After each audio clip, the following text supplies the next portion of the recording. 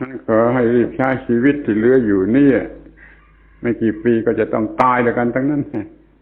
ใครใช้ชีวิตที่เหลืออยู่นี่ถูกต้องอย่างถูกต้องสำเร็จประโยชน์มหาศาลก่อนแต่ที่จะจบชีวิตมันก็ไม่เสียทีที่เกิดมาเป็นมนุษย์และพบพระพุทธศาสนาไม่มีอะไรดีกว่านี้ไม่มีอะไรดีกว่านี้ทำหน้าที่ถูกต้องทำหน้าที่ถูกต้อง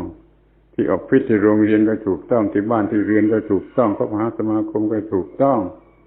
นี่ในทางฝ่ายสังคม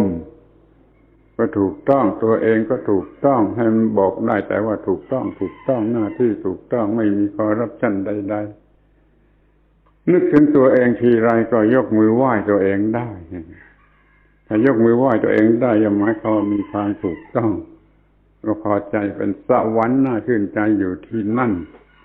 ถ้าเกลียดตัวเองเมื่อไรเป็นนรกที่นั่นความเกลียดตัวเองนั่นคือความเลวความเป็นนรกขอให้ทำหน้าที่ถูกต้องตลอดทุกเวลาจนยกมือไหว้ตัวเองได้ถูกต้องไปทุกกระเบียดนิ้วทุกวินาทีที่ออฟฟิศก็ดีที่บ้านเรือนก็ดีที่สมาคมกันก็ดีมีแต่ความถูกต้องไม่มีอะไรที่บอกว่าเป็นความผิดเป็นความ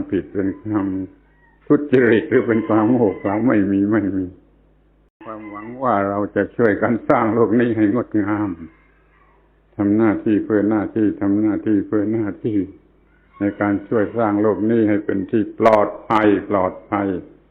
ไม่มีทุนทุกข์ทรมานมีแต่สภาพที่น่าพอใจน่าเคารพบูชาจนกระทั่งเคารพตัวเองก็ได้ยกมือไหว้ตัวเองได้ทุกเมื่อมองดูตัวเอง